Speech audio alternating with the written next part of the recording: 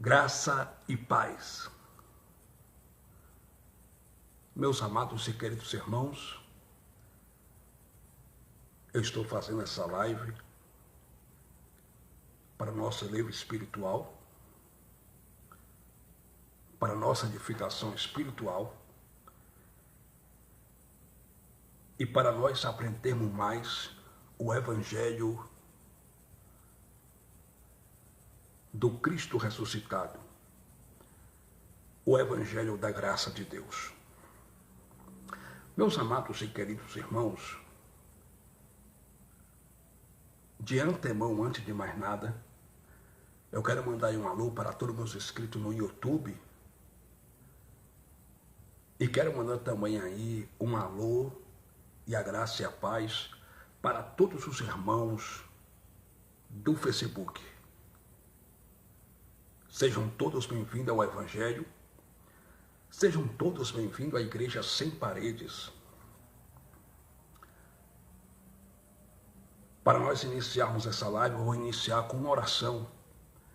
O apóstolo Paulo, pregador dos gentios, apóstolo da incircuncisão, disse em 1 Tessalonicenses, capítulo 5, versículo 17, assim: orai sem cessar.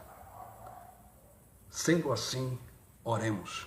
Pai, eu te louvo, eu te exalto, eu engrandeço o teu nome.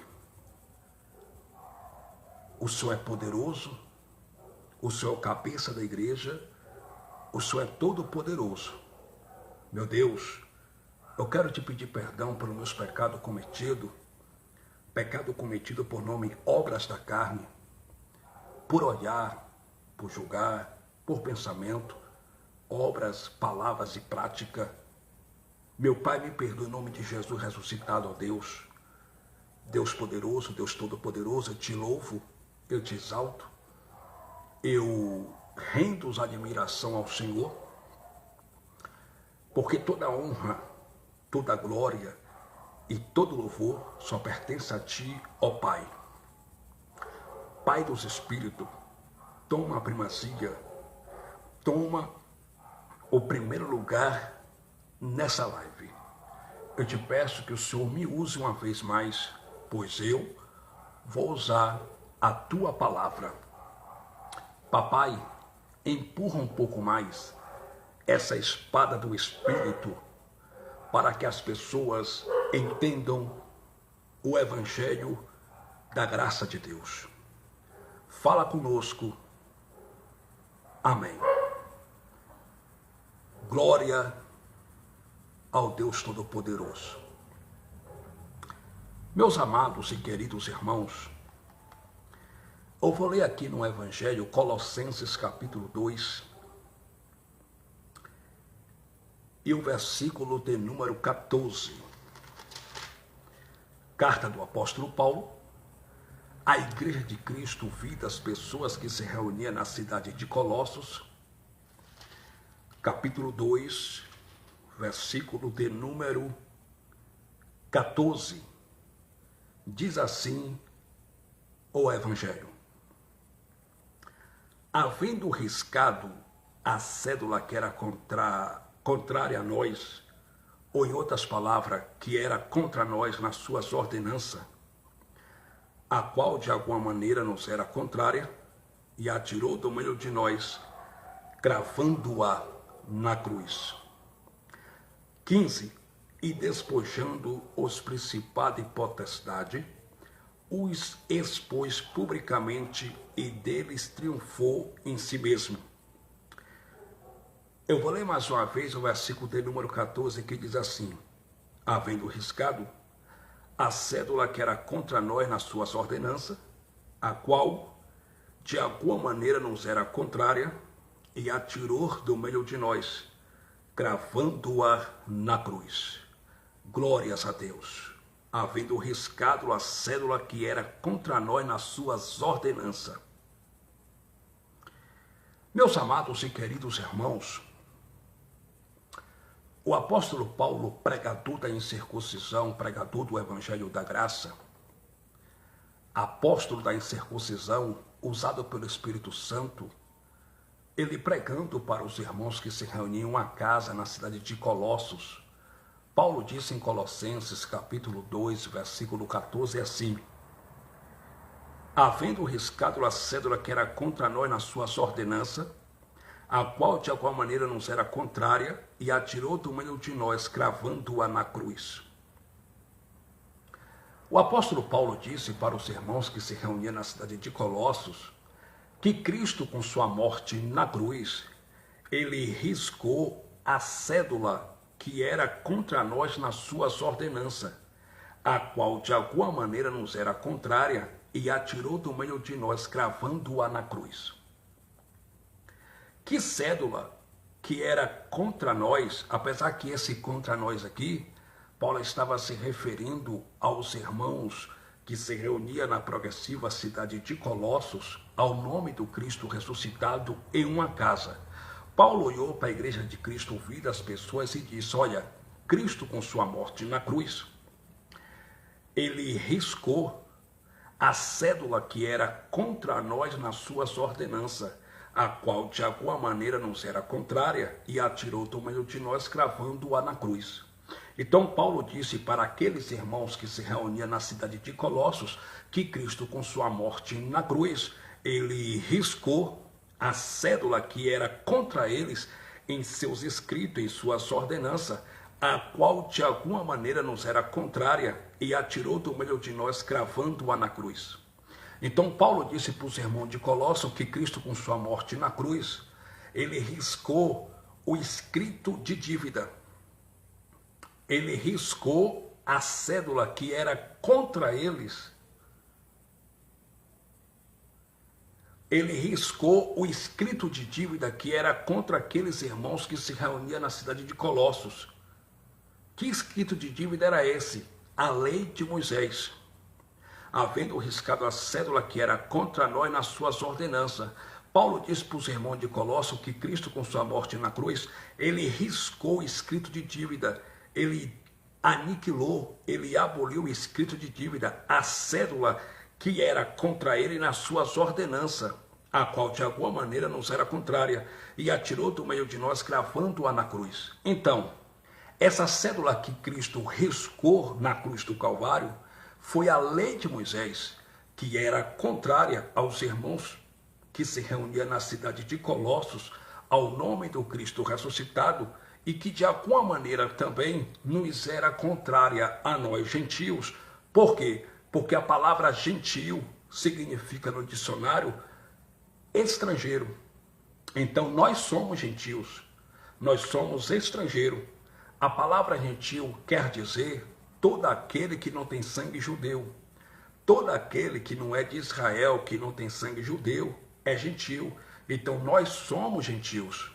Então, Paulo foi feito por Cristo, embaixador de Cristo, doutor dos gentios, pregador dos gentios, apóstolo dos gentios. Então, o evangelho que Paulo pregava, ele pregava para os gentios da sua geração, da sua época, e se estende a nós. Se estende a nós porque nós somos gentios.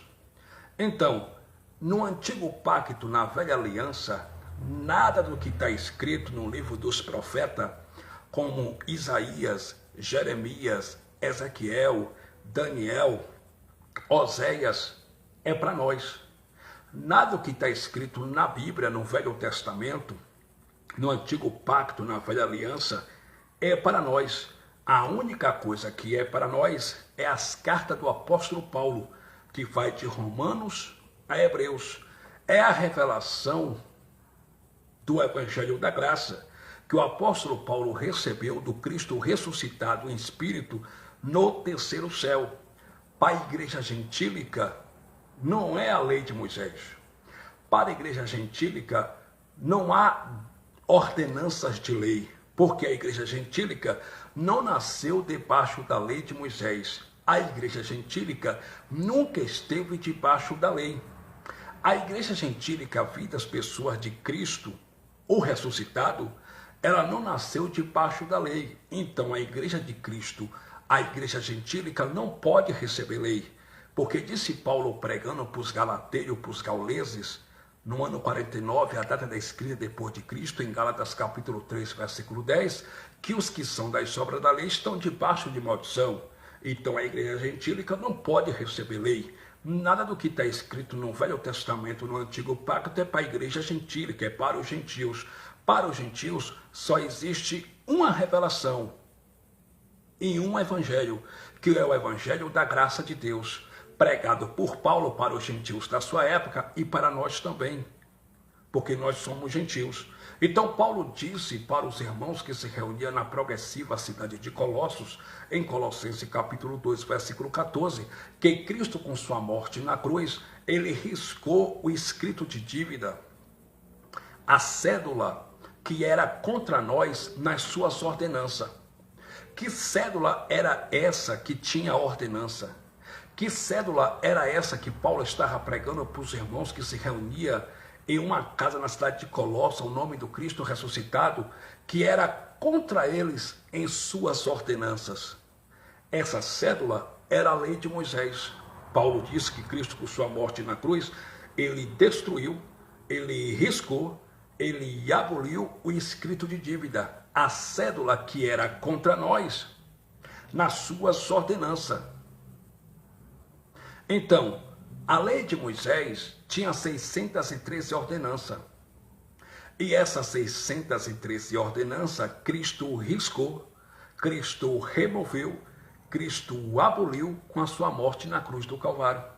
Foi o que Paulo disse em Colossenses capítulo 2, versículo de número 14. Havendo riscado a cédula que era contra nós nas suas ordenanças, a qual de alguma maneira nos era contrária, e a tirou do meio de nós, cravando-a na cruz. Observe que Paulo disse para os irmãos que se reuniam ao nome de Cristo na cidade de Colossos, que Cristo, ele riscou, ele removeu, ele aboliu a cédula que era contra nós em suas ordenanças, e que de alguma maneira era contrária a eles e a nós também. E Paulo disse para os irmãos que se reuniam na cidade de Colosso, que Cristo, ele, além de riscar com sua morte na cruz, ele tirou do meio deles, e também tirou do meio de nós, cravando-a na cruz. Então, a igreja de Cristo, vida das pessoas, os gentios, nunca esteve debaixo da lei. Já nasceram debaixo da graça, salvos e abençoados para a glória de Deus Pai. Só que Paulo disse em Colossenses 2,14 que essa cédula que era contrária de alguma maneira e era contra nós em seus escritos, em suas ordenanças, Cristo riscou, tirando-a do meio de nós, cravando-a na cruz. E que cédula é essa que Paulo estava falando? Que cédula era essa que Paulo estava se referindo? Essa cédula era a lei de Moisés. Porque a lei de Moisés tinha ordenança. A lei de Moisés, no total, no pacote, no total, tinha 613 ordenanças. Páscoa judaica, circuncisão, levirato, submonte, sacrifício de animais, jejuns. Se a pessoa cometesse adultério, era apedrejada até a morte, e etc. Paulo pregando, ele disse que Cristo, com sua morte na cruz, ele removeu, ele riscou a lei de Moisés que tinha ordenança, porque aquela cédula que Paulo se refere em Colossenses 2,14, era a lei de Moisés que tinha ordenança. Paulo disse que Cristo, com sua morte na cruz, ele riscou a lei de Moisés, que era contra nós em suas ordenanças, e tirou do meio de nós, cravando-a na cruz. Ele cravou na cruz ou não cravou? Cravou. Cristo removeu, tirou as ordenanças do meio do seu povo, ou não tirou? Disse Paulo pregando para os irmãos de Colossos que ele riscou a cédula que de alguma maneira era contra nós, que era a lei de Moisés, e ele, além de riscar, ele tirou do meio de nós, cravando-a na cruz. Então Cristo, com sua morte na cruz do Calvário, ele aniquilou, ele removeu a lei de Moisés. Ele tirou as ordenanças. Para a igreja gentílica não tem ordenança. Para a igreja de Cristo, vidas pessoas, para nós gentios, não há ordenança. Porque nós gentios nunca estivemos debaixo da lei. Então, meu amado irmão, como eu disse para vocês, a lei de Moisés tinha 613 ordenanças. Dar o dízimo, circuncisão, Páscoa judaica, subir monte, sacrifício de animais, jejuns e etc. E Paulo pregando disse que Cristo aboliu, ele removeu a lei de Moisés. Removeu ou não removeu? O Evangelho diz que ele removeu.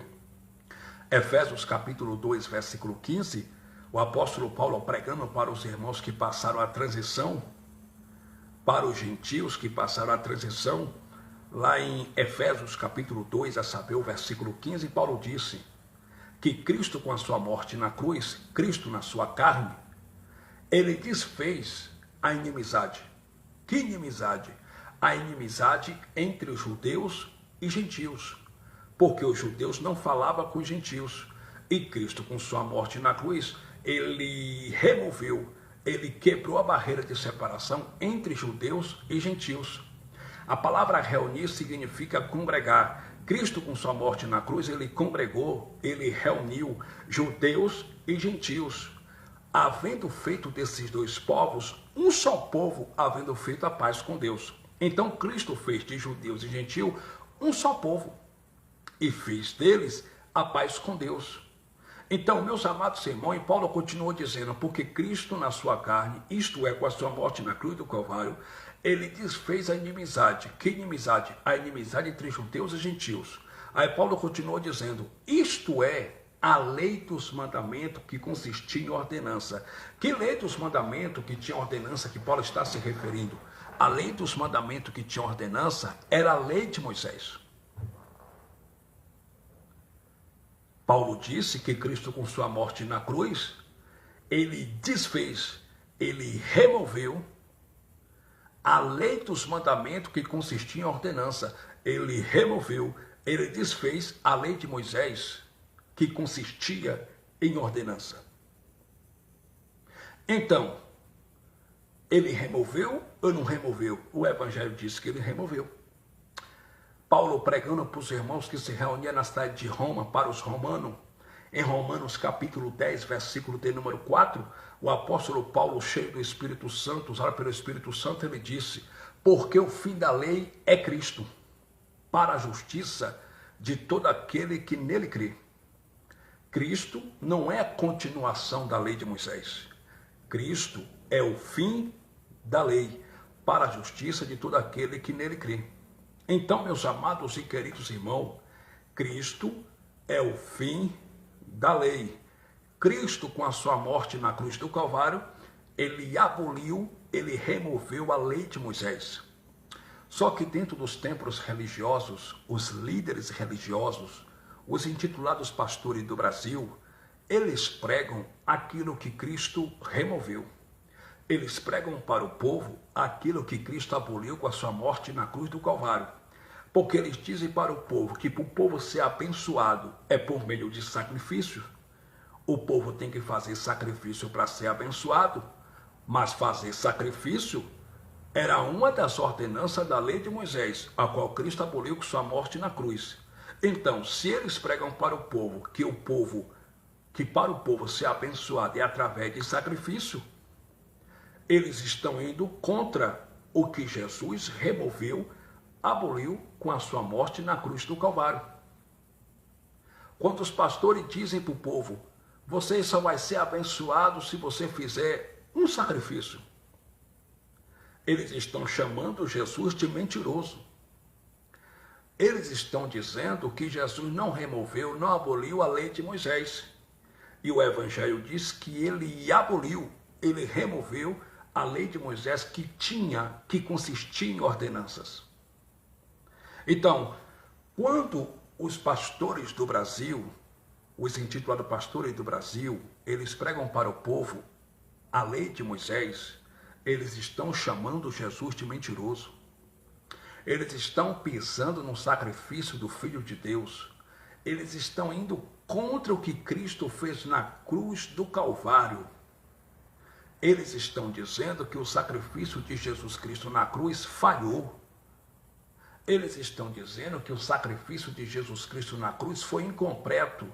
E eles têm que completar o sacrifício de Cristo dando um dízimo, fazendo sacrifício, subindo o monte, fazendo jejuns, praticando aquilo que Cristo aboliu. Porque os intitulados pastores do Brasil olham para a Igreja de Cristo, ouvir as pessoas e dizem, eles dizem assim, para você ser abençoado, você tem que fazer sacrifício. Mas Deus não quer que seus filhos façam sacrifício. O único sacrifício que Deus aceitou foi o seu próprio sacrifício na cruz do Calvário. Se você faz sacrifício hoje na graça, você está indo contra o sacrifício de Cristo na cruz.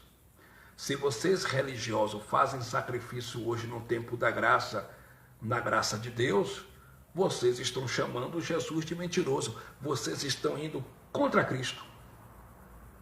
Vocês estão indo contra o que Cristo fez na cruz do Calvário.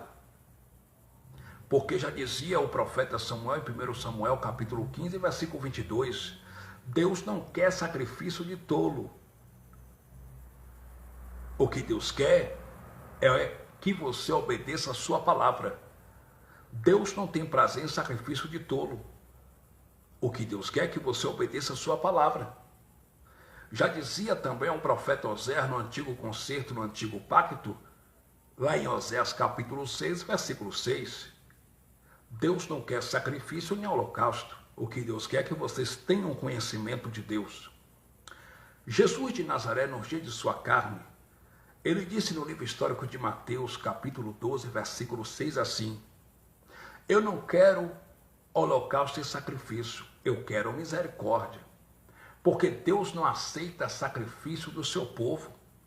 O único sacrifício que Deus aceitou foi o seu próprio sacrifício na cruz do Calvário. E por que os intitulados pastores do Brasil dizem para o povo, façam sacrifício? E o sacrifício que ele manda o povo fazer é sacrifício de pegar um envelope ungido, que de ungido não tem nada, e colocar uma oferta de R$200 lá dentro. Os sacrifícios que eles mandam fazer dentro dos seus templos religiosos, intitulados pastores, é para você pegar um envelope ungido, que de ungido não tem nada, e colocar R$1.000 lá dentro, R$2.000, R$50, R$30, R$150. Mas isso era uma das ordenanças da lei de Moisés. E eles pregando isso, mandando você praticar isso, eles estão indo contra o sacrifício de Cristo na cruz e está levando também você inocentemente aí contra o sacrifício de Cristo na cruz do Calvário. Porque Deus não quer que seus filhos façam sacrifício. E por que os intitulados pastores do Brasil mandam o povo fazer esse sacrifício? E eles pregam dizendo, faça sacrifício. E tem uns que ainda falam assim, quanto mais sacrifício, melhor ainda para você ser abençoado. Por que eles falam isso? Lógico, porque quanto mais sacrifício o povo faz na frente dos seus púlpitos genéricos, enche os seus cofres aqui atrás. Quanto mais sacrifício o povo faz de dar oferta de R$50, de 30, de 20 reais, de 40 reais, de R$1.000, enche os cofres dos intitulados pastores aqui atrás. É por isso que eles mandam você fazer sacrifício. Mas Deus não quer sacrifício do seu povo. Eles dizem para o povo que para o povo ser abençoado, o povo tem que pagar o preço. Mas que preço? Se Cristo, na cruz do Calvário, já pagou o preço pelas vidas. Pagou ou não pagou? Pagou. No livro histórico de João, capítulo 19, versículo 30, a Bíblia diz que Jesus de Nazaré, na cruz do Calvário, ele jogou braço para a direita, braço para a esquerda e bradou em aramaico dizendo bem alto, tetelestai, está consumado, está feito, ninguém desfaz, está pago. Ele pagou o preço pelas vidas, ele pagou o escrito de dívida, ele removeu e pagou a dívida que o homem, que a humanidade tinha com Deus com a sua morte na cruz do Calvário. Então, meus amados e queridos irmãos, Cristo com sua morte na cruz, ele pagou a dívida que a humanidade tinha com Deus. Entende? Ele pagou o preço pelas vidas, quando ele disse, está consumado. Então, quando os intitulados pastores olham para o povo e falam assim, vocês têm que pagar o preço, eles estão levando o povo e eles também estão indo contra o sacrifício de Cristo na cruz. Eles estão dizendo que Cristo falhou no Gólgota, que Cristo falhou na cruz do Calvário. Porque enquanto os líderes religiosos, intitulados pastores, dizem, você tem que pagar o preço, Cristo bradou e disse, tetelestai, está pago, está consumado. Então, eu quero que você entenda, Deus não quer que você pague preço. Porque Cristo já pagou preço pelas vidas, dando a sua vida na cruz do Calvário. Morrendo na cruz do Calvário, ele já pagou o preço pelas vidas. Então você não precisa pagar preço para ser abençoado. Isso é uma falácia. Isso é uma estratégia dos intitulados pastores. Isso é uma artimanha dos intitulados pastores que eles usam para prender vocês dentro dos templos religiosos deles. Porque eles dizem, pague o preço que Deus vai abrir as portas para vocês. Pague o preço que Deus vai te levantar. Pague o preço que você vai prosperar. Mas Deus não quer que você pague preço nenhum, porque Cristo já pagou o preço no seu lugar. Cristo já pagou o preço pelas vidas. Os intitulados pastores do Brasil dizem, vocês para ser abençoado e para receber poder de Deus, para ser usado por Deus e para se encher do poder de Deus, vocês têm que jejuar. Mas jejum era uma das ordenanças da lei de Moisés, a qual Cristo removeu, aboliu com sua morte na cruz do Calvário. Para você receber uma bênção de Deus, você não precisa fazer jejum. Tem um central pastor do Brasil que diz que para você ter comunhão com Deus, você tem que fazer jejum. E tem uns que dizem, faça jejum de 24 horas, porque quanto mais você mortificar sua carne, ficar sem comer, sem beber, mais comunhão você tem com o Espírito Santo. Mas isso é uma heresia. Isso é uma falácia. Porque Deus, o Criador, o Eterno, Ele não quer que seus filhos fiquem com fome para ter comunhão com Ele. Ele não tem prazer em ver seus filhos com fome, se sacrificando para ter comunhão com Ele, porque jejum é um sacrifício. É um sacrifício. E jejum era uma das ordenanças da lei de Moisés, a qual Cristo removeu, aboliu com sua morte na cruz do Calvário. Deus não quer que você fique sem comer para ter comunhão com Ele. Você já tem comunhão com Deus.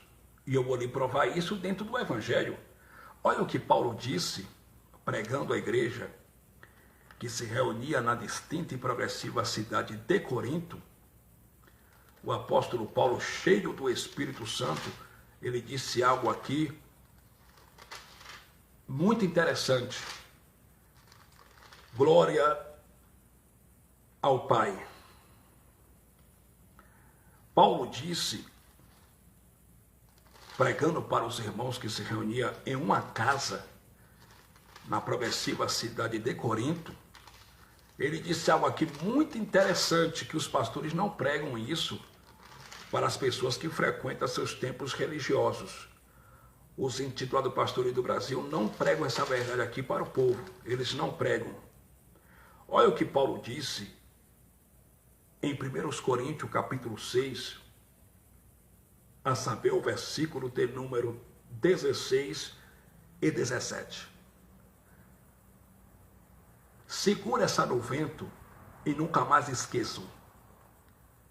1 Coríntios capítulo 6, versículo 16, Paulo disse assim: ou não sabeis que o que se ajunta com a meretriz faz-se um corpo com ela?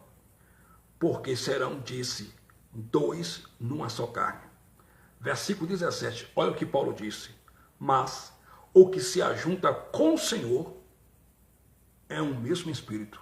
Aí eu vou ler de novo isso aqui. Mas o que se ajunta com o Senhor é um mesmo Espírito. Quer dizer, você já tem comunhão com o Pai, eu já tenho comunhão com Deus. Nós já temos comunhão com o Pai, porque Paulo disse em 1 Coríntios capítulo 6, versículo 17, o que se une, o que se ajunta ao Senhor é um mesmo Espírito. Então, nós já estamos ligados e reconciliados com Deus através da morte de Cristo na cruz do Calvário. Nós estamos unidos e junto ao Senhor através da morte de Cristo na cruz do Calvário. Como nós já estamos reconciliados com Deus, ligados a Deus, unidos a Deus, juntos a Deus através da morte de Cristo na cruz do Calvário, disse Paulo pregando aos irmãos que se reuniam na cidade de Corinto, em uma casa, que aquele que se une com o Senhor é o mesmo Espírito com ele. Então nós já temos comunhão com o Pai, porque nós já estamos unidos com Deus, e com Deus nós somos um só Espírito. Eu sou um só Espírito com Deus. Você é um só Espírito com Deus. Nós somos um só Espírito com Deus. Então a nossa comunhão com o Pai já está perfeita. Porque Paulo disse, aquele que se une ao Senhor é um só Espírito com ele. E todos os filhos de Deus já foram ligados a Deus, reconciliados com Deus e unidos a Deus através da morte de Cristo na cruz do Calvário. E através da morte de Cristo na cruz, nós se tornamos um só Espírito com Deus. Como nós se tornamos um só Espírito com Deus, nós já estamos ligados a Deus, já estamos com comunhão com Deus e a nossa comunhão com o Pai já está perfeita através da morte de Cristo na cruz. Então, qualquer tentativa na graça que os intitulados pastores usam para você ter comunhão com Deus é heresia, é uma falácia, porque a nossa comunhão com Deus já foi feita através da morte de Cristo na cruz do Calvário e já está perfeita com o Pai. Então, meus amados e queridos irmãos, isso é uma mentira dos intitulados pastores. Eles dizem, se você não jejuar, você não tem comunhão com Deus. Mentira. Através da morte de Cristo na cruz, todos vocês têm comunhão com o Pai, porque todos vocês são um só Espírito com o Pai.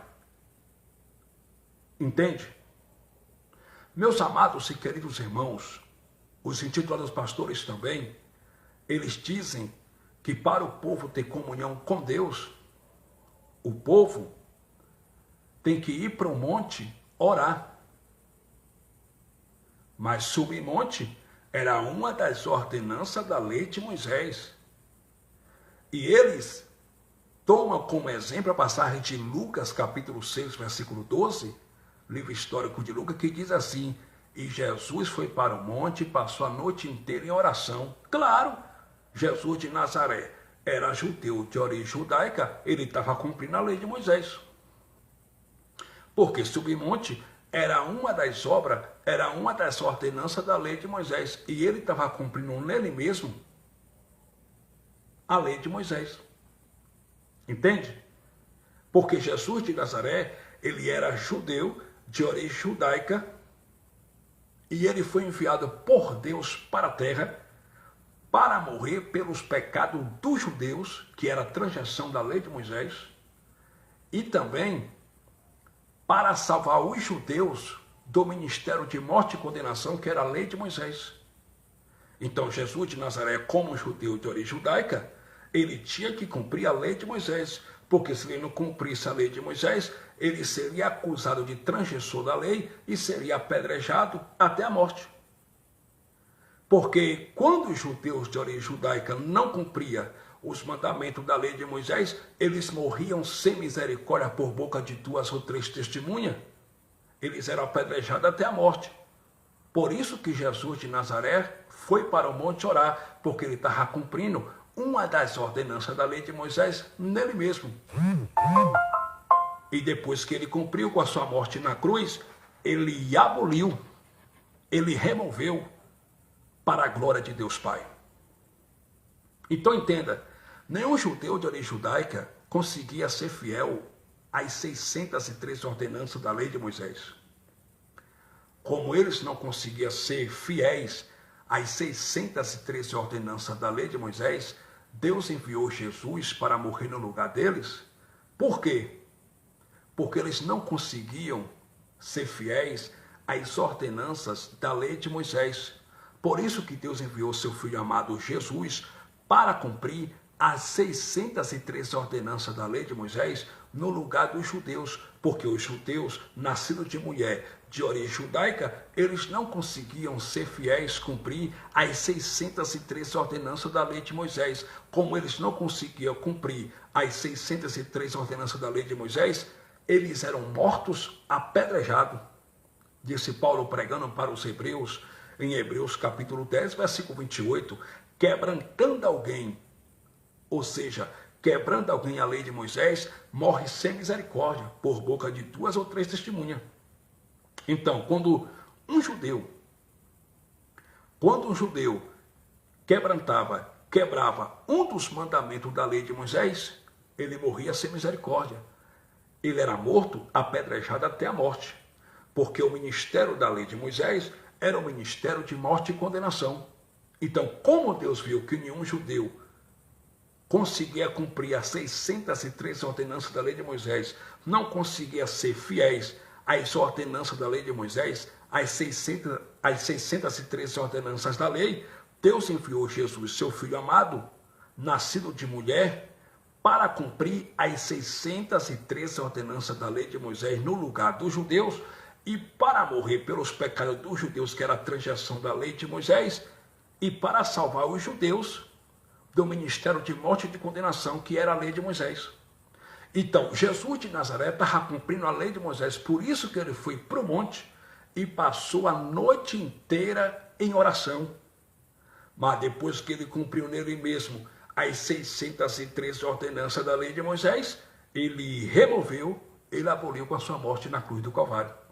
Então, quando os intitulados pastores dizem, vocês, para ter comunhão com Deus, vocês têm que ir para o monte, vocês têm que orar, passar a noite inteira lá gritando e orando, eles estão dizendo que Jesus falhou na cruz. Eles estão dizendo que o sacrifício de Cristo na cruz não foi perfeito. Eles estão dizendo que Jesus não aboliu, não removeu a lei de Moisés na cruz do Calvário.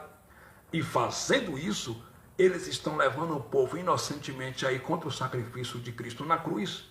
E eles também estão indo contra o sacrifício de Cristo na cruz. Meus amados irmãos, essas reuniões dentro dos templos religiosos não é a favor de Cristo. As reuniões dentro dos templos religiosos é contra Cristo. É para desfazer aquilo que Jesus removeu. É para desfazer do sacrifício de Cristo na cruz. É por isso que você vê aí os evangélicos, especialmente os evangélicos, eles oram e nunca tem resposta.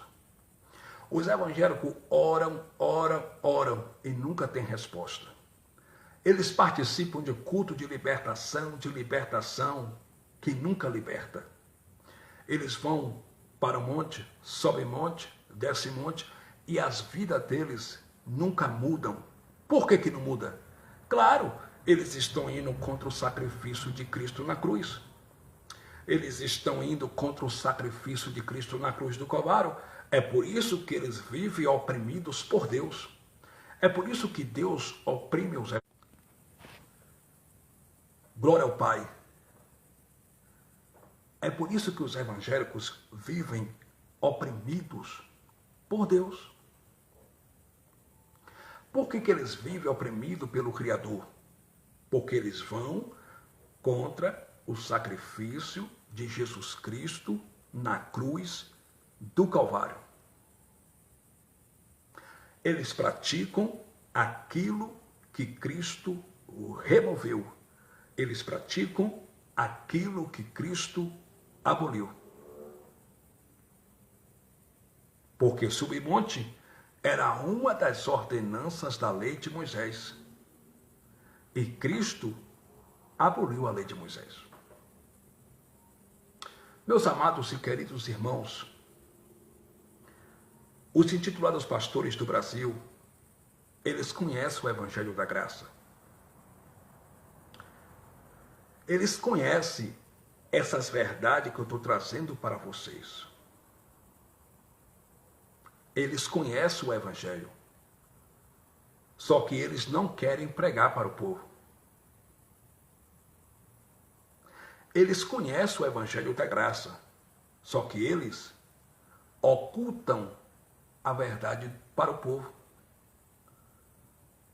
Os intitulados pastores do Brasil, eles ocultaram esse evangelho poderoso para o povo. E por que eles ocultaram esse evangelho para o povo? Por causa disso aqui.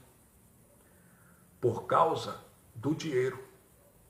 Por que os intitulados pastores do Brasil não pregam o evangelho da graça? Porque o evangelho da graça não dá lucro. O evangelho da graça não traz dinheiro para ninguém.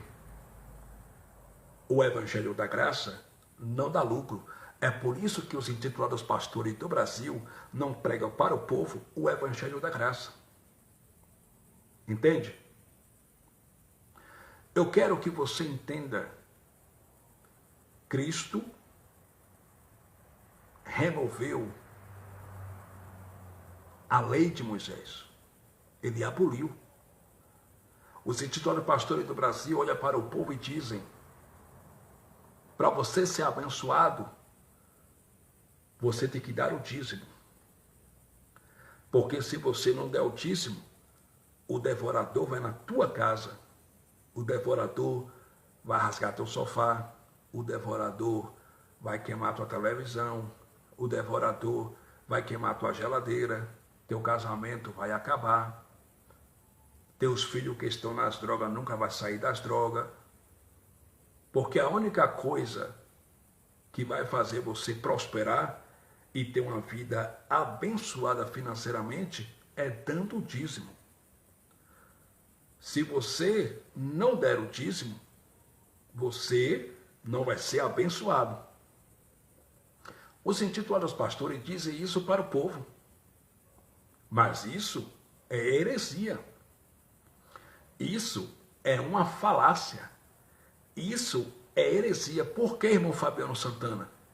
Porque o dízimo na Bíblia nunca foi dinheiro. O dízimo na Bíblia sempre foi alimento para sustento dos órfãos, das viúvas, dos viajantes, dos forasteiros e dos levitas da tribo de Levi, que não tinham parte nem herança entre o povo de Israel. O dízimo nunca foi dinheiro. O dízimo sempre foi alimento. E o dinheiro já existia. A moeda já existia. A Bíblia diz lá em Gênesis capítulo 37, versículo de número 28, que os irmãos de José venderam José por 20 moedas de prata. Já existia o dinheiro. A Bíblia diz em Êxodo capítulo 22, versículo 8, que os senhores compravam escravos por dinheiro. Então, o dinheiro já existia antes da lei. Só que o dízimo nunca foi cobrado em dinheiro. O dízimo sempre foi alimento. Em Levítico capítulo 27, versículo 30, Deus usou o profeta Moisés e disse assim para o povo de Israel: certamente darás o dízimo da novidade da semente do campo. Então, o dízimo nunca foi dinheiro. Dízimo era alimento. E os intitulados pastores do Brasil cobram dízimo do povo e estão ricos, milionários, bilionários com dinheiro do povo. Só que o dízimo era alimento. Deus usou Moisés e diz assim lá em Levítico capítulo 27, versículo 30. Todos os dízimos da novidade da semente do campo pertencem ao Senhor. Todos os dízimos do fruto das árvores são santos ao Senhor. A pergunta que não quer calar é: dízimo da novidade da semente do campo e do fruto das árvores é dinheiro ou alimento? Alimento. Na instituição dos dízimos, em Deuteronômio capítulo 14, versículo 22, Deus usou o profeta Moisés e disse assim para os judeus de origem judaica, para o povo de Israel: certamente darás os dízimos da novidade da semente do campo, que cada ano vocês recolherem do campo. O povo de Israel dizimavam daquilo que eles plantavam e daquilo que eles colhiam, anualmente, uma vez por ano, e não de mês em mês, como os intitulados pastores cobram dentro dos seus templos religiosos. Certamente darás os dízimos da novidade da semente do campo, que cada ano vocês recolherem do campo. Então o povo de Israel, os judeus de origem judaica, eles dizimavam daquilo que eles plantavam e daquilo que eles colhiam anualmente, uma vez por ano. E em Deuteronômio capítulo 14, versículo 23, Deus ainda usando Moisés disse assim: e no lugar que escolheu o Senhor para lhe pôr seu nome, esse lugar foi o templo de Jerusalém, que não existe mais. Tu comerás os dízimos do primogênito das tuas vacas. Vacas é o quê? Dinheiro ou alimento? Alimento. E do primogênito dos teus bois, e do primogênito das tuas ovelhas, e do teu cereal, e do teu azeite, e do teu grão. Em Deuteronômio capítulo 14, versículo 24, Deus ainda usando Moisés disse assim para os judeus de origem judaica: se porventura da onde vocês moram até o templo de Jerusalém, o caminho tão comprido for, de maneira que vocês não possam levar a novidade da semente do campo de vocês, os dízimos de vocês, alimento, o que é que vocês vão fazer com esses dízimos, alimento? Deuteronômio capítulo 14, versículo 25 está escrito: então vende-os e pega o dinheiro na tua mão. E com o dinheiro na mão, pega a tua esposa, pega teus filhos, a tua família e vai para o templo de Jerusalém. E quando chegar no templo de Jerusalém com o dinheiro na mão, é para fazer o quê? É para dar aquele dinheiro como 10%? Não. É para dar aquele dinheiro para o intitulado pastor, para o papa, para o padre? Também não. Quando chegar no templo de Jerusalém, tu vai fazer isso. Deuteronômio capítulo 14, versículo de número 26. Tu dará aquele dinheiro por tudo quanto a tua alma desejar. Tu dará aquele dinheiro por bebida forte, e por vinho, e por grão, e por cereal, e por ovelhas, e por tudo quanto a tua alma te pedir. Versículo 27. Porém, não desamparará o levita que está dentro das tuas portas, pois não tem parte nem herança contigo, e nem um órfão, e nem a viúva, e nem um viajante, e nem um forasteiro.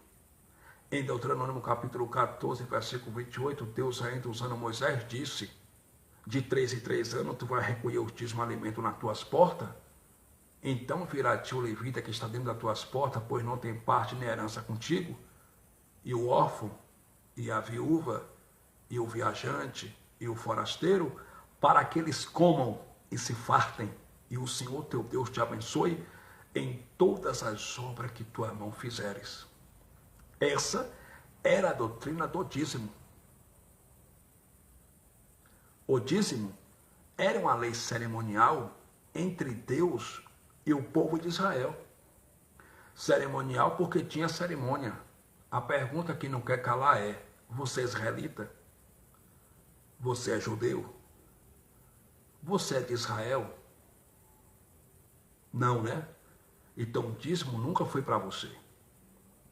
O dízimo nunca foi uma ordenança para a igreja gentílica. O dízimo era uma ordenança para os judeus de origem judaica, para a nação de Israel, para o povo de Israel. Malaquias é o livro que os pastores cães gulosos no cenário do Brasil usam para tosquiar as ovelhas, para roubar o povo. Mas para você entender uma carta, você não pode ler a carta do meio para o fim. Para você entender uma carta, você tem que ler a carta do começo até o fim, para você ver com quem a carta está falando e o que se trata na carta. No livro do profeta Malaquias, capítulo 1, já começa dizendo assim: peso da palavra do Senhor por intermédio do ministério do profeta Malaquias para Israel. Então o livro do profeta Malaquias foi uma sentença, foi um peso da palavra do Pai, da palavra de Deus, contra o povo de Israel, contra a nação de Israel. Você é de Israel? Não. Você é judeu? Não. Então o livro de Malaquias não foi escrito para mim. O livro de Malaquias não foi escrito para você. O livro de Malaquias foi destinado, foi escrito para a nação de Israel. Foi escrito para os judeus de origem judaica. E Malaquias foi um profeta do tempo de Moisés, contemporâneo do profeta Moisés. Malaquias capítulo 1, versículo 6 está escrito assim: se eu sou pai, cadê a minha honra de pai, a minha honradez de pai? Se eu sou senhor, cadê o meu respeito de senhor, ó sacerdotes da tribo de Levi? Vocês estão desprezando o meu nome. Por quê? Porque o povo de Israel levavam para a caixa do tesouro, para o templo de Jerusalém, animais defeituosos, animais coxos, cegos, animais aleijados, animais imundos e animais roubados, que eles roubavam da fazenda dos seus vizinhos. Em efeito, os sacerdotes oriundos da tribo de Levi e da ordem de Arão, da linhagem de Arão, rejeitaram aqueles dízimos animais defeituosos, eles estavam recebendo e oferecendo para Deus. E os maiores dízimos, alimentos, animais que não tinham defeito e alimentos, eles estavam levando para sua casa e estavam repartindo com a sua família. Eles estavam levando para suas casas e estavam repartindo com seus parentes, com a sua família. E a aliança, o pacto que Deus fez com Levi, era que o dízimo alimento fosse repartido entre os órfãos, as viúvas, os viajantes, os forasteiros e os levitas da tribo de Levi, que não tinham parte nem herança entre o povo de Israel. E os dízimos defeituosos, os animais defeituosos, eles estavam oferecendo para Deus. E Deus ainda usando o profeta Malaquias, disse lá em Malaquias capítulo 1, versículo 7, vocês estão oferecendo pão imundo na minha mesa. Vocês estão oferecendo pão imundo na minha mesa, ó sacerdote da tribo de Levi. No versículo 8 de Malaquias capítulo 1, Deus ainda usando o profeta Malaquias, disse, por isso eu, Deus, não estou nem aí para o holocausto de vocês, para os dízimos de vocês, para o sacrifício de vocês. Em Malaquias capítulo 2, Deus ainda usando o profeta Malaquias, disse, e esse mandamento é para vós, ó sacerdote. Então, uma palavra, o mandamento não foi para o povo de Israel literalmente. A palavra, o mandamento, foi para a liderança. O mandamento foi para os sacerdotes oriundos da tribo de Levi e da linhagem de Arão. E Deus ainda usando o profeta Malaquias disse, se vocês não propuserem no coração de vocês dar honra ao meu nome, eu, Deus, prometo que eu vou amaldiçoar as bênçãos de vocês. E na verdade eu já tenho amaldiçoado. Se vocês não propuserem no coração de vocês dar honra ao meu nome, eu, Deus, prometo que eu vou acabar com a descendência de vocês. Se vocês não propuserem no coração de vocês dar honra ao meu nome, eu, Deus, prometo que eu vou pegar os estercos dos animais defeituosos que vocês ofereceram no meu altar e vou lançar na cara de vocês. Porque vocês quebraram a aliança, o concerto, o pacto que eu fiz com Levi. E qual foi o concerto, o pacto, a aliança que Deus fez com Levi? Que o dízimo alimento tinha que ser repartido com órfão, com viúva, com viajante, forasteiro e os levitas da tribo de Levi que não tinham parte nem herança entre o povo de Israel. E Deus ainda usando o profeta Malaquias, dando continuação, em Malaquias capítulo 3, versículo 8, Deus usou o profeta Malaquias e disse assim, roubará o homem a Deus? Todavia vós me roubais, e dizem que nós estamos te roubando nos dízimos e nas ofertas, mas pode parar isso aqui. Conforme Malaquias capítulo 1 e Malaquias capítulo 2, que Deus usou Malaquias e disse que o mandamento era para a liderança, o mandamento era para os sacerdotes da tribo de Levi. Quem é que estava roubando a Deus nos dízimos e nas ofertas? O povo de Israel ou os sacerdotes da tribo de Levi? Os sacerdotes da tribo de Levi. Era o sacerdote da tribo de Levi que estava roubando a Deus nos dízimos e nas ofertas, porque eles estavam pegando os piores dízimos, os animais imundos, defeituosos, e estavam oferecendo para Deus. E os maiores dízimos, animais sem defeito e alimentos, eles estavam levando para sua casa e estavam repartindo com seus familiares e com a sua família. No versículo 10 está escrito: trazei todos os dias uma garra do tesouro para que haja dinheiro na minha casa. Está escrito assim? Não, não está escrito assim. Está escrito assim: trazei todos os dias uma garra do tesouro para que haja mantimento na minha casa. A pergunta que não quer calar é: mantimento é dinheiro ou alimento? Alimento. Trazei todos os dias uma garra do tesouro para que haja mantimento na minha casa, e depois fazei prova de mim. Diz o Senhor dos Exércitos: se eu não vos abrir a janela do céu e derramar sobre vós uma bênção tal, que dela vos advier a maior abastança. Mas pode parar isso aqui. O livro do profeta Malaquias foi escrito para a nação de Israel, para os judeus de origem judaica.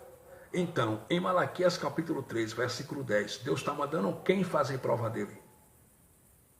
Os judeus. Deus mandou quem fazer prova dele? O povo de Israel. Deus mandou quem fazer prova dele? Os judeus de origem judaica. Deus não mandou você fazer prova dele. Deus não mandou eu fazer prova dele. Deus não mandou nós fazermos prova dele. Deus mandou o povo judeu, o povo de Israel, fazer prova dele. E depois fazer prova de mim ao povo de Israel. Se eu, Deus, não vos abrir a janela do céu e não derramar sobre vós uma bênção tal que dela vos advier a maior abastança. Aquela bênção não é carro importado, não é jatinho, não é fazenda, não é sítio, não é apartamento, não é dinheiro na conta, não é de fazer rico, empresário. Aquela bênção era a chuva seródia e a chuva temporã para molhar as plantações dos judeus, para molhar o plantio do povo de Israel, para que tudo quanto eles plantassem, nascesse e desse, para eles continuarem levando para a casa do tesouro, para o templo de Jerusalém, para repartir esses alimentos com órfão, viúva, viajante e forasteiro, e os levitas da tribo de Levi, que não tinham parte nem herança entre o povo de Israel. Versículo de número 11. E por amor de vós, ó Israel, eu Deus prometo que vou repreender o devorador, o migrador, o cortador e o gafanhoto. Os intitulados pastores do Brasil, eles pregam para o povo dizendo: se você não dá o dízimo, o devorador vai na tua casa, o devorador vai queimar tua televisão, vai queimar tua geladeira, vai acabar com as tuas finanças, vai comer tudo, vai rasgar teu sofá, você não vai andar para frente, você não vai prosperar. Você só vai para trás e você não vai avançar, você não vai prosperar. Mas devorador é um inseto que come frutos da terra. Devorador nunca foi esse suposto demônio que os intitulados pastores inventaram para arrancar dinheiro das pessoas. Devorador é um inseto que come frutos da terra. Suponhamos que esse suposto demônio existisse. Se esse suposto demônio, inventado pela religião católica, existisse, ele seria um espírito. E a pergunta que não quer calar é: espírito come? Espírito bebe água? Não, senhores. Espírito não come. Espírito não bebe água. Então, devorador é um inseto que come frutos da terra. Devorador nunca foi demônio. No livro do profeta Joel, capítulo de número 1, versículo 4, a Bíblia diz que houve uma praga de gafanhotos sobre a nação de Israel. E a Bíblia diz assim, Joel capítulo 1, versículo 4, o que ficou do migrador, o devorador comeu. Então, devorador é um inseto que come frutos da terra. Devorador nunca foi demônio. O único lugar que o povo de Israel, que os judeus de origem judaica, poderiam entregar o dízimo alimento era no templo de Jerusalém. Em nenhum outro lugar eles poderiam levar o dízimo. Eles poderiam entregar o dízimo. Só no templo de Jerusalém.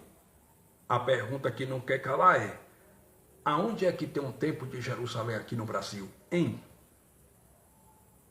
Aonde é que tem um templo de Jerusalém aqui? O templo de Jerusalém já caiu no ano 70 depois de Cristo, quando o general romano Tito II invadiu Jerusalém com seu exército romano e destruiu, demoliu o templo de Jerusalém. Aonde é que tem um templo de Jerusalém aqui no Brasil para você entregar o dízimo? E se você fosse para entregar o dízimo, tinha que ser em alimento? Em nenhum lugar, irmãos. Então isso é uma heresia. Isso é uma falácia, é uma mentira do sistema religioso e dos pastores mercenários. Porque o único lugar que o povo de Israel deveria entregar o dízimo era no templo de Jerusalém. E aqui no Brasil e em nenhum país do mundo existe o templo de Jerusalém.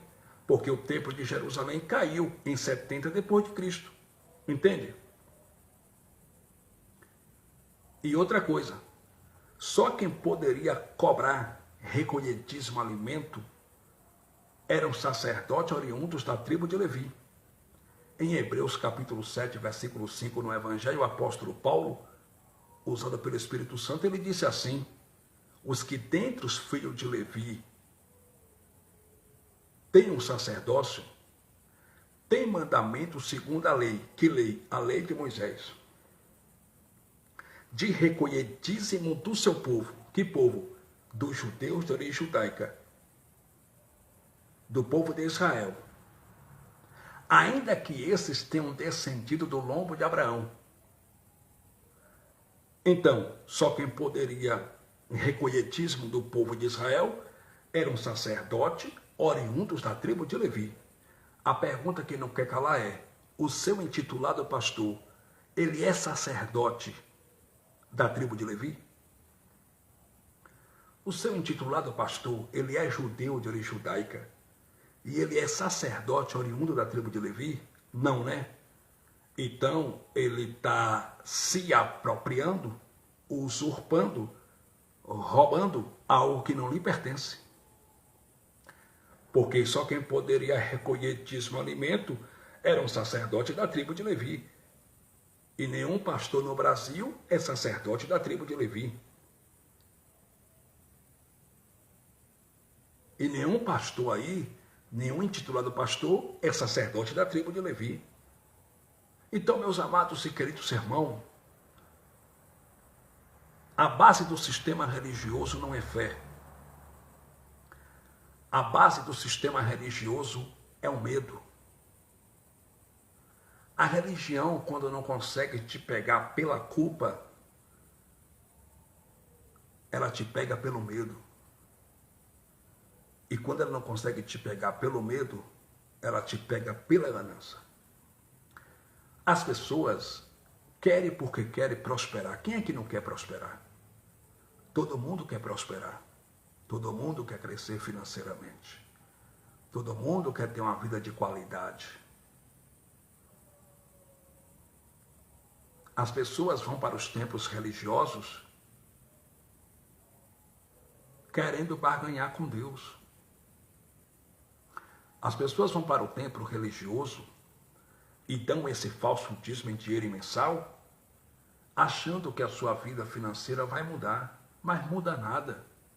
Muda a vida financeira dos intitulados pastores, porque a cada dia eles estão enchendo os seus cofres, as suas contas bancárias, e os membros que frequentam seus templos religiosos estão ficando a cada dia mais pobres.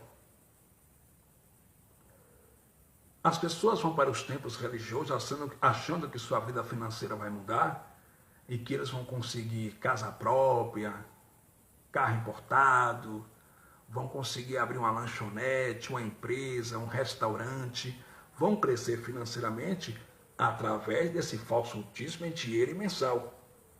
E como os falsos profetas, os pastores mercenários do Brasil, eles sabem que o povo quer prosperar, como eles sabem que o povo quer ter uma vida de qualidade, que o povo está atrás de prosperidade, eles dão para o povo aquilo que os povos, eles prometem e pregam para o povo, dão para o povo aquilo que o povo quer.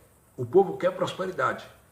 Os falsos profetas do Brasil, os intitulados pastores do Brasil, sabem que o povo quer prosperar, que o povo quer prosperar e que o povo quer prosperidade na sua vida. Então eles trabalham em cima daquilo que o povo quer. Então o que é que eles usam para prender o povo? Se vocês querem prosperar, a receita é essa, vocês têm que dar o dízimo. E o povo, como é ganancioso e interesseiro, eu vou repetir. E o povo, como é ganancioso e interesseiro, vão correndo para esses templos religiosos atrás de prosperidade. E eles estão, sem examinar as escrituras, sem ler o evangelho, eles dão esse falso dízimo em dinheiro mensal numa facilidade. Os pastores cansculosos, mencionados do Brasil, olham para o povo e diz, ou seja, dizem, vocês vão crescer, você vai trocar de carro, você vai ter sua casa própria, você vai abrir uma empresa, vai se tornar empresário. É isso que o povo gosta de ouvir. E é isso que o povo está atrás. E é isso que o povo almeja e é isso que o povo quer. Como eles sabem disso, eles usam isso para prender o povo dentro das suas gaiolas religiosas, dentro das suas empresas religiosas, dentro dos seus templos religiosos. Como eu disse, a religião, quando não consegue te pegar, pelo menos te põe culpa. E quando não consegue te prender e te pegar pela culpa, eles te pegam pela ganância. Como os intitulados pastores do Brasil sabem que vocês querem prosperidade, eles dizem para vocês, quer prosperar? Quer crescer financeiramente? Traga o dízimo. Dê o dízimo. E o povo tão dízimo. O povo entra ano e sai ano, dá dízimo. E tem uns que cobram agora até... E tem uns aí que estão cobrando agora até 30% de dízimo. Nem mais 10% é. 30% de dízimo.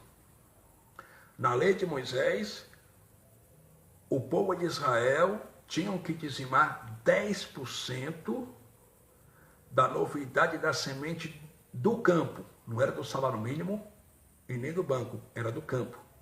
O povo de Israel dizimavam 10% da novidade da semente do campo.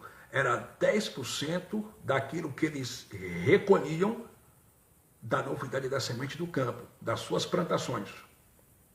Nem mais e nem menos, era 10%.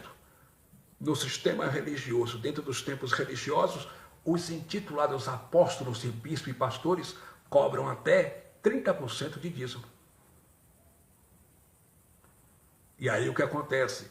Eles olham para a Igreja de Cristo, vidas pessoas, e dizem, vocês querem prosperar? Traga o dízimo. E o povo vai dando.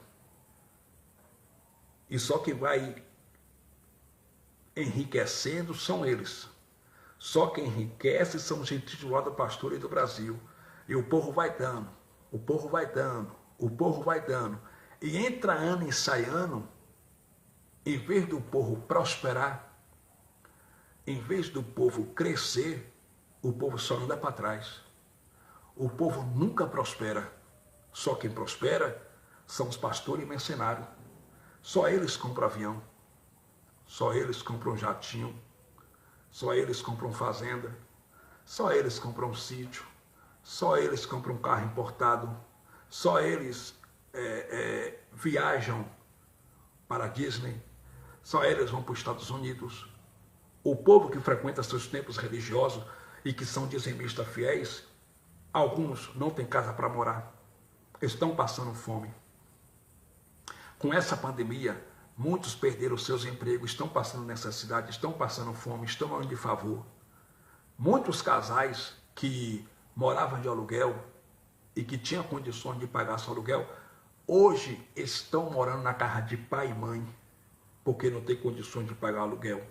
Muitos estão passando fome Eles não, eles estão com as suas contas bancárias recheadas de dinheiro. Porque esse falso dízimo em dinheiro mensal que vocês dão dentro dos templos religiosos é para os intitulados pastores. E esse falso dízimo que vocês dão dentro dos templos religiosos estão nas contas dos intitulados pastores. Esse dinheiro que vocês dão dentro dos templos religiosos é para os pastores ostentarem.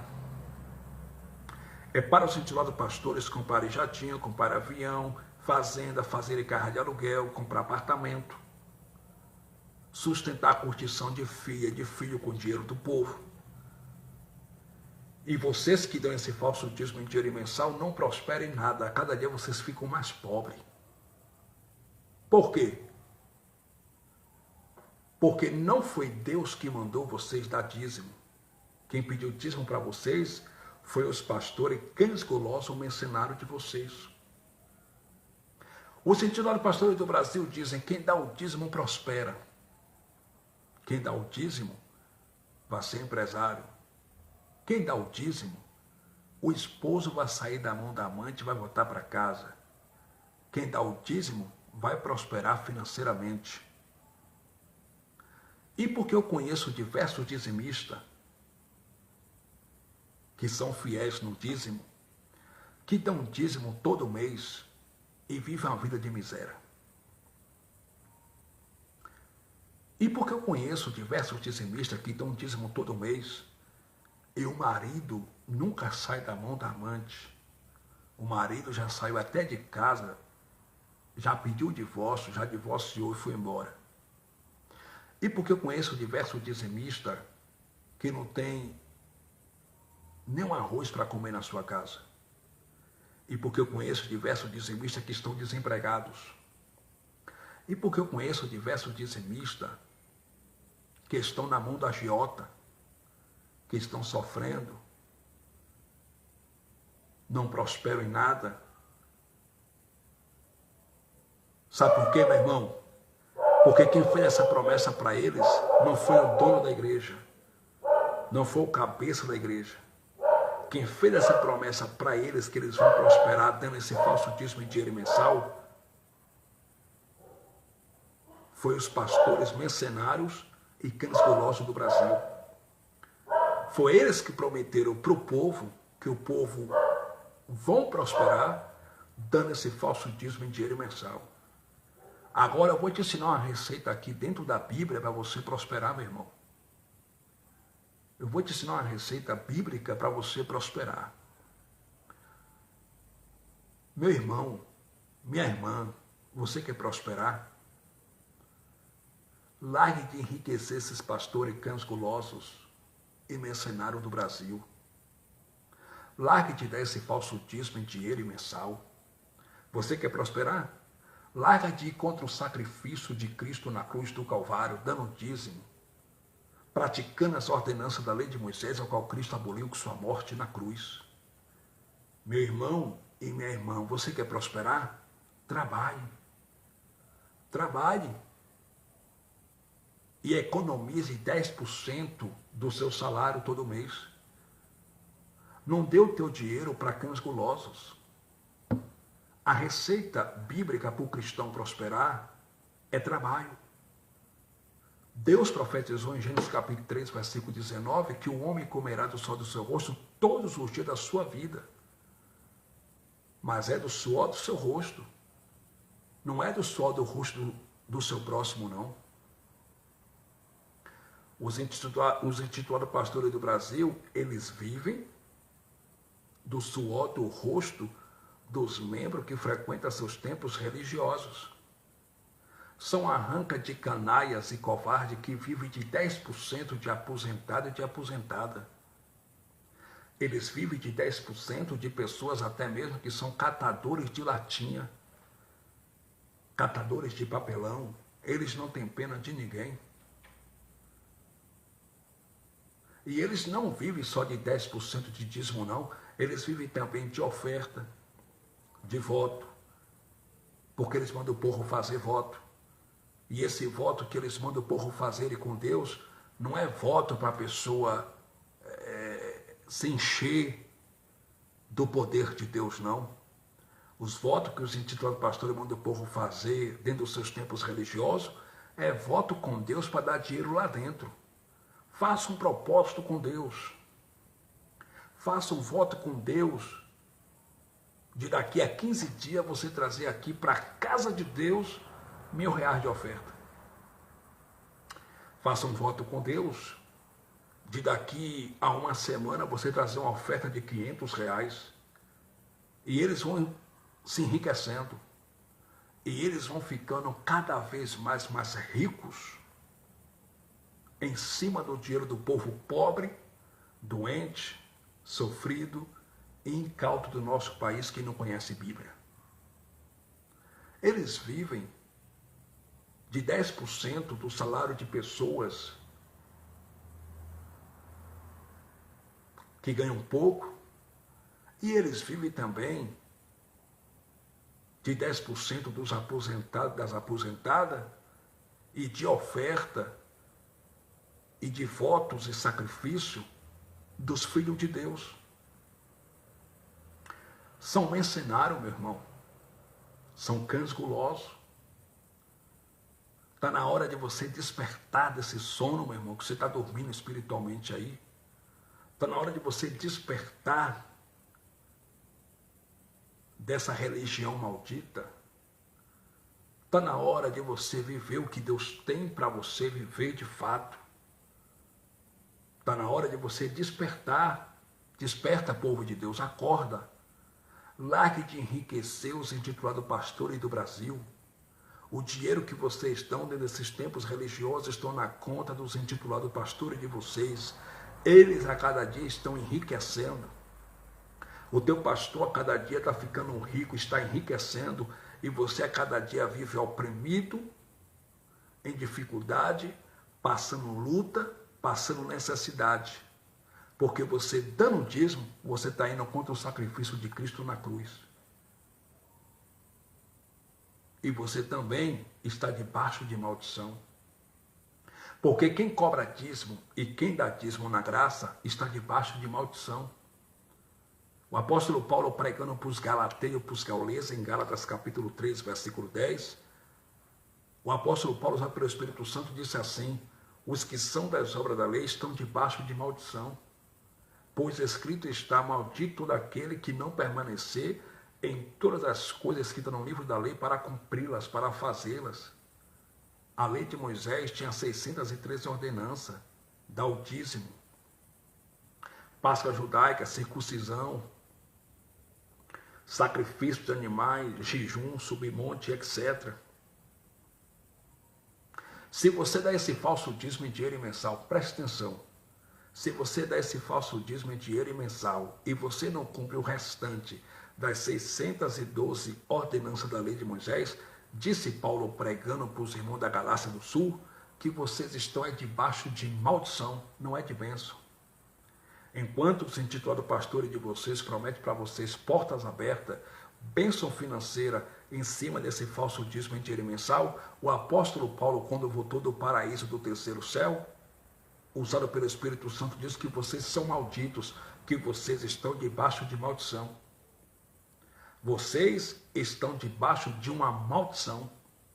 E não só de maldição, vocês estão debaixo de uma disciplina do Criador, de uma disciplina do Pai.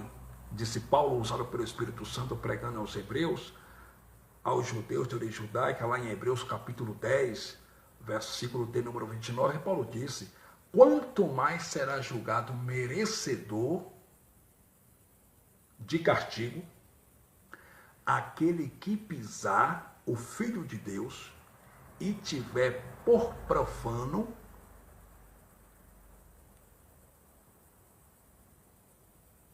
o sangue da aliança com que foi santificado. Então, se você dá dízimo e se você cobra dízimo no tempo da graça, você é maldito, está debaixo de maldição e ainda está debaixo de uma disciplina do Criador.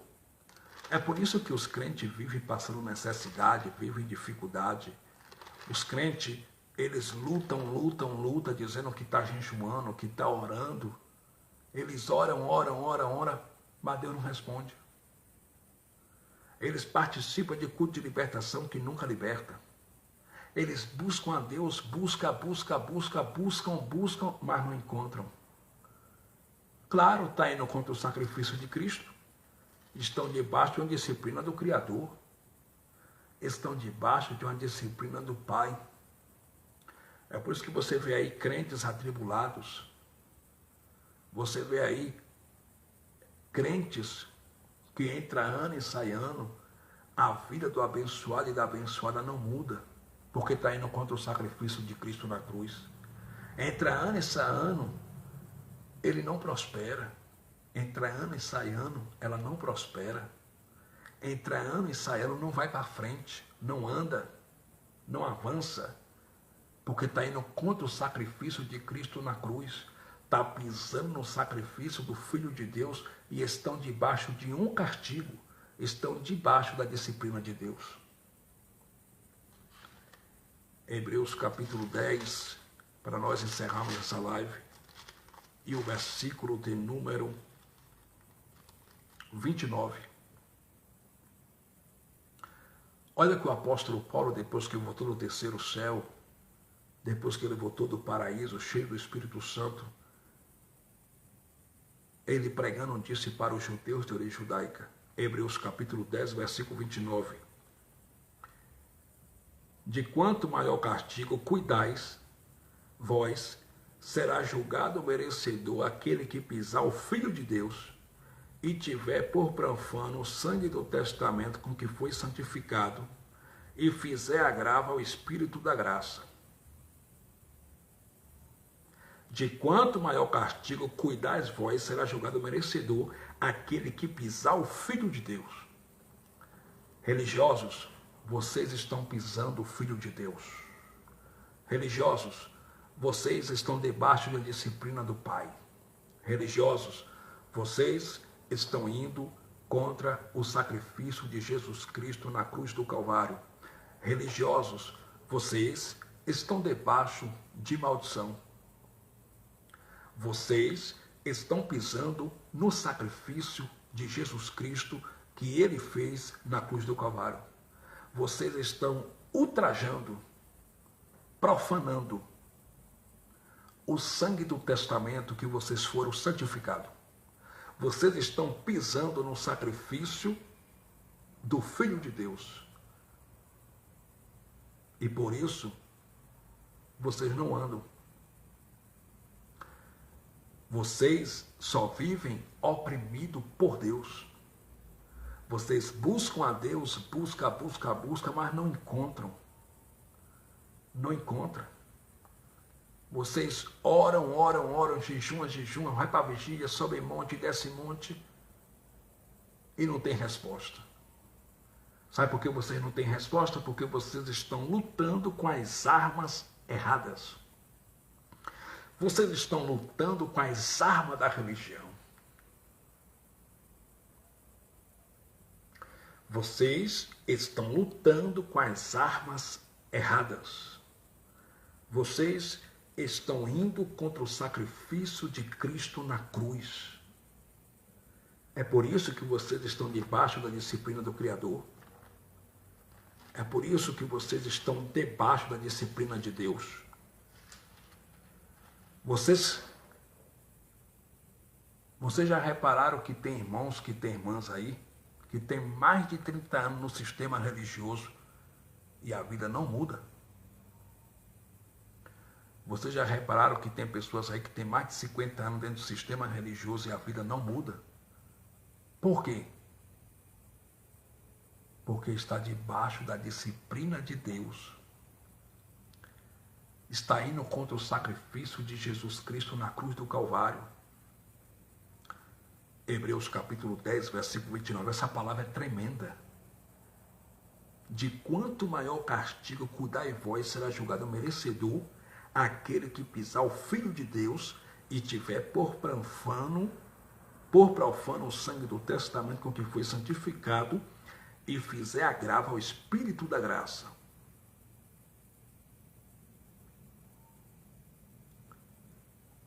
Largue de pisar no Filho de Deus. Largue de ir contra o sacrifício de Cristo na cruz. Os intitulados pastores do Brasil, das ordenanças da lei de Moisés, eles só pegam aquilo que lhes convém. Eles só pregam o dízimo.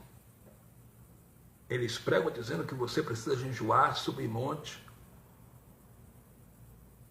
Eles vão contra o sacrifício de Cristo na cruz.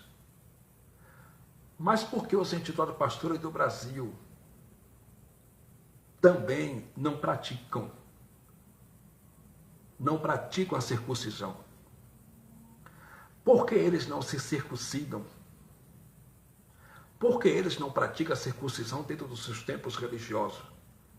Porque a circuncisão também era uma das ordenanças da lei de Moisés, a qual Cristo aboliu com sua morte na cruz do Calvário, assim como o dízimo, assim como subir monte, fazer jejum e sacrifício de animais.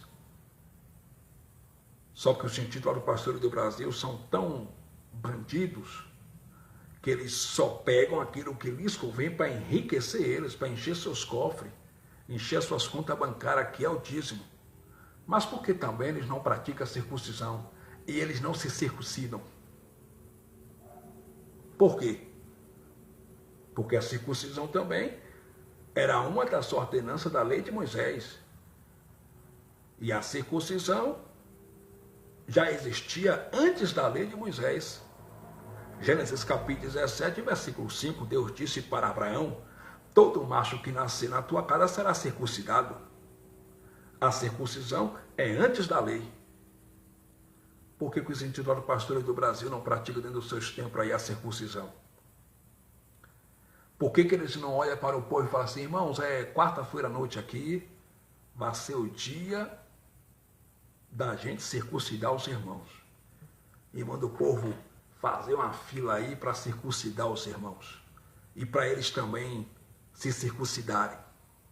Por que eles não praticam isso? Isso eles não querem, né? A circuncisão, né?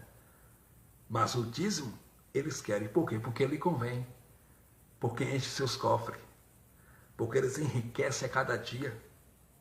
Ah, na lei de Moisés também, se uma mulher adulterasse e traísse o esposo, ela era apedrejada até a morte. E o homem também. Por que dentro dos templos religiosos aí, quando os intitulados pastores adulteram, traem as suas mulheres, e as mulheres também dentro dos templos religiosos traem seus maridos, eles não mandam apedrejar até a morte? Essas pessoas não são apedrejadas até a morte. Por quê? Porque se você chegar para um intitulado pastor e falar assim: pastor, a Bíblia diz que quando a mulher adulterava, ela era morta, apedrejada até a morte. Quando o homem adulterava, traía a sua esposa, ele era apedrejado até a morte. Sabe o que os intitulados pastores do Brasil vão dizer para vocês? Ah, irmão, mas isso era na lei de Moisés. Jesus aboliu a lei de Moisés. Hoje ninguém pode ser apedrejado até a morte. É isso que eles vão dizer. Hoje ninguém pode ser apedrejado até a morte. Por quê? Porque isso era uma das ordenanças da lei de Moisés. E por que que o dízimo também? O dízimo que era uma das ordenanças da lei de Moisés. Os intitulados pastores do Brasil cobram para o povo. Porque eles são cães gulosos, eles são mercenários, eles são vira-latas e eles mentem com o nome de Deus. Eles não têm respeito por Deus. Eles não têm temor a Deus. O Deus dos pastores religiosos é Mamon. A palavra Mamon no grego quer dizer mamona, que significa o Deus do dinheiro. O Deus dos intitulados pastores é Mamon, o Deus do dinheiro. O sistema religioso só pensa nas coisas terrenas, nas coisas da terra. Nenhum intitulado pastor do Brasil tem interesse de pregar a verdade para o povo. Porque se eles pregarem a verdade do evangelho para o povo, esvazia seus cofres. Se eles pregarem a verdade para o povo, eles vão ter que caçar serviço, vão ter que caçar trabalho, porque o povo não vai mais sustentar eles. É por isso que eles pregam heresia para o povo. É por isso que eles pregam mentira para o povo.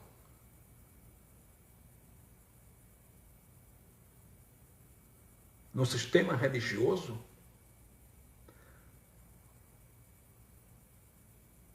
eles dizem para o povo aquilo que o povo tem que fazer para agradar a Deus. No Evangelho, não é aquilo que você tem que fazer para agradar a Deus. No Evangelho, e o Evangelho fala aquilo que Deus pensa de você. O Evangelho é totalmente diferente do sistema religioso. No sistema religioso, é o homem tentando se ligar a Deus através de preceitos dogmáticos, através de doutrinas de homens, elaborada pelos intitulados pastores do Brasil em seus gabinetes pastorais, e através de dogmas de homens. No Evangelho, vocês já foram ligados a Deus através da morte de Cristo na cruz. Disse Paulo pregando aos irmãos que se reuniam na cidade de Corinto, em 2 Coríntios capítulo 5, versículo 18 e 19. Deus reconciliou o mundo, o homem, a humanidade consigo mesmo, através da morte de Jesus Cristo, seu Filho, na cruz. Isto é, Deus estava em Cristo na cruz, reconciliando o homem, o mundo consigo mesmo, e nos deu o ministério da reconciliação. Todos vocês que estão me assistindo aqui pelo YouTube e pelo Facebook, vocês já estão reconciliados para sempre com Deus através da morte de Jesus Cristo na cruz do Calvário.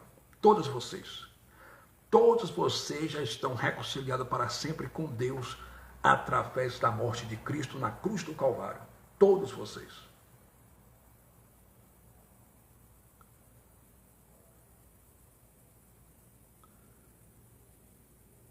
Meu amado, para nós encerrarmos essa live, no sistema religioso, os intitulados pastores, eles te ensinam que para você agradar a Deus é através dos rudimentos das ordenanças da lei de Moisés, como subir monte, como dar dízimo, como fazer sacrifício, como guardar o sábado. Mas no Evangelho, é Deus falando o que Ele pensa de você. Nós não queremos nada da lei de Moisés. O que nós queremos em Cristo é o que o Evangelho fala sobre nós. Você tem que descobrir quem verdadeiramente você é em Cristo Jesus. O que importa é o que o Testamento fala a nosso respeito. Sabe por que até hoje você não venceu ainda? Porque você está lutando com as armas erradas, com as armas que os intitulados pastores do Brasil te deram, as armas da religião.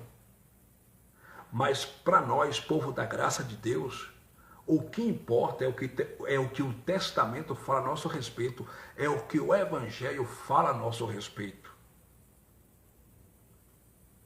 Os intitulados pastores do Brasil, eles dizem que você é o pó da terra. O Evangelho já diz totalmente diferente. O Evangelho diz que você é filho de Deus. Gálatas capítulo 4, versículo 7, Paulo disse assim: assim já não és mais servo, mas filho de Deus. Então, todos nós somos filhos de Deus. Só que no sistema religioso, os intitulados pastores dizem que vocês são um gafanhoto, que vocês são desgraçados, que vocês são pó da terra. O Evangelho diz que nós não somos pó da terra. O Evangelho diz que nós não somos um gafanhoto. O Evangelho diz que nós somos filhos de Deus. Gálatas capítulo 4, versículo 7, o apóstolo Paulo, pregando para os irmãos da Galácia do Sul, ele disse assim: assim que já não és mais servo, em outras palavras, né? Mais escravo, mas filho, e se és filho, és também herdeiro de Deus por Cristo. Os irmãos da Galácia do Sul, eles eram herdeiros de Deus por Cristo. Eles eram herdeiros. Nós não somos mais herdeiros, nós somos filhos de Deus. E como Cristo já morreu na cruz do Calvário e ao terceiro dia ressuscitou, nós agora somos proprietários de tudo quanto Cristo conquistou para nós naquele madeiro, na cruz do Calvário. Nós somos proprietários. O testamento, o evangelho do Cristo ressuscitado diz que você é filho de Deus. Você não é um gafanhoto. Você não é o pó da terra. Você é filho do Criador. No sistema religioso, o cientista pastor do Brasil diz que quem não dá o dízimo está debaixo de maldição. O evangelho diz totalmente diferente. O evangelho diz em Efésios capítulo 1, versículo 3, o apóstolo Paulo, pregando para os irmãos que passaram a transição, ele disse assim: bendito o Deus e Pai do nosso Senhor Jesus Cristo, o qual já nos abençoou com todas as bênçãos espirituais nos lugares celestiais em Cristo antes da fundação do mundo. O evangelho diz que ele já nos abençoou com todas as bênçãos espirituais. Vocês já são abençoados. Nós já somos abençoados. Eu sou abençoado. Você é abençoado.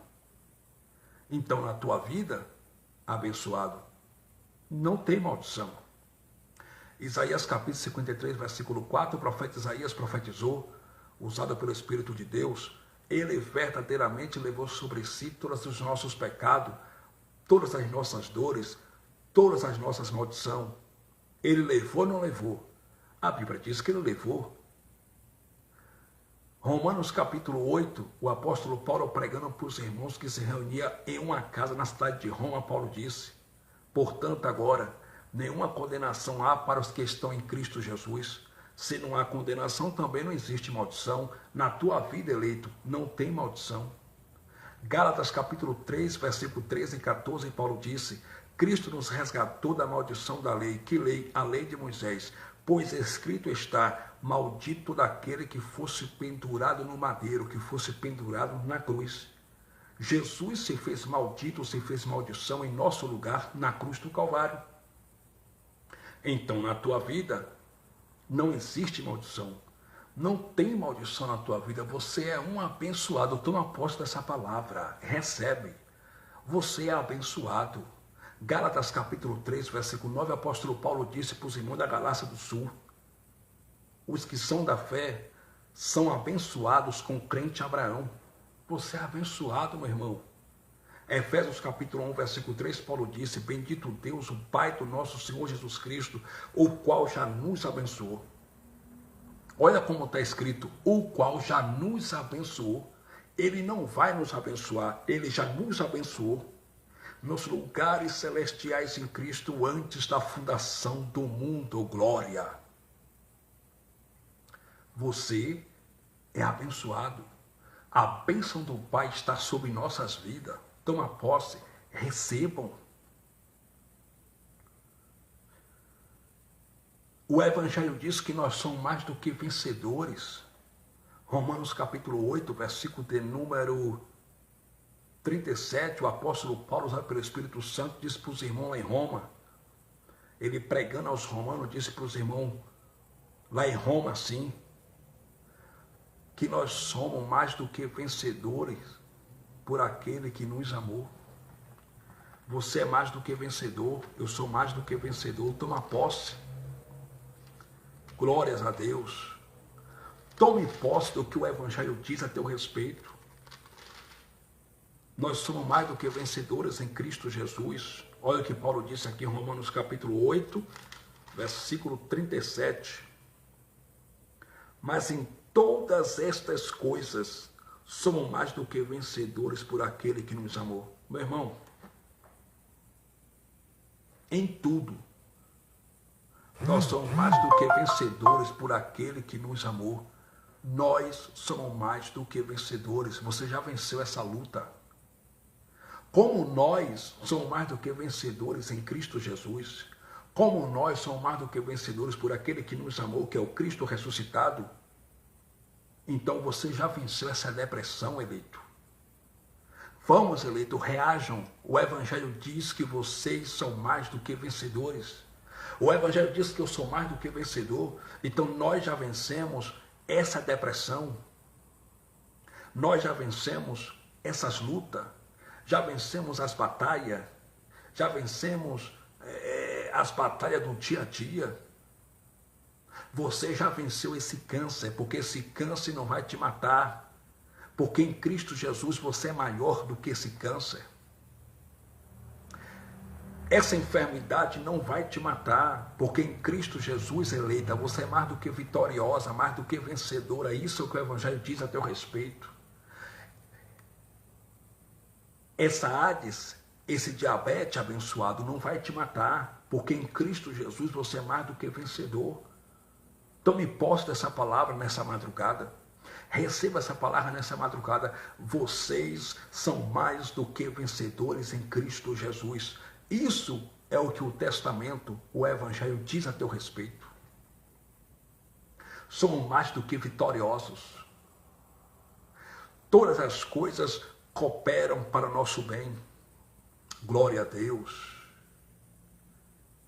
Glória a Jesus Cristo.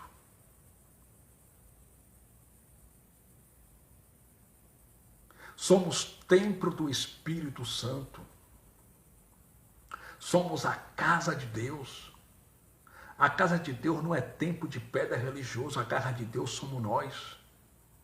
1 Coríntios capítulo 3, versículo 16, o apóstolo Paulo disse: o vosso corpo é templo do Espírito Santo. Versículo 17, se alguém destruir o templo de Deus, Deus se destruirá, porque o templo de Deus que sois vós, que é o vosso corpo, é santo. Nós somos a casa de Cristo. Deus habita em nós. Quando eu falo que Deus habita em nós, eu não estou falando que Deus habita em nossa carne. Quando eu falo que Deus habita em nós, eu não estou falando que Deus habita em nossa carne, porque nossa carne tem defeito. Na carne nós não somos perfeitos. Na carne nós somos imperfeitos. Já viemos com defeito de fabricação oriunda de Adão. Quando eu falo que Deus habita em nós, eu estou falando que Ele habita em nosso espírito. Nós somos a casa de Deus. Tomem posse. Vamos orar. Pai querido, Pai justo, que essa mensagem entre no coração dos ouvintes. Pai, nós não queremos saber o que a religião diz a nosso respeito. Nós queremos saber e queremos a cada dia tomar posse e receber em nossas vidas o que o Testamento, o que o Evangelho do Cristo ressuscitado diz a nosso respeito. Nós somos o templo de Deus. Nós somos mais do que vitoriosos, mais do que vencedores em Cristo Jesus. Pai dos Espíritos, continua abençoando o teu povo. Continua falando melhor ao coração do teu povo, para a glória de Deus Pai. Amém. Meus amados irmãos, até a próxima live. Sou o irmão Fabiano Santana. Você ainda que não é inscrito no meu canal, se inscreva no meu canal no YouTube e aperte o sininho para vocês receberem todas as notificações. Até a próxima live. Graça e paz.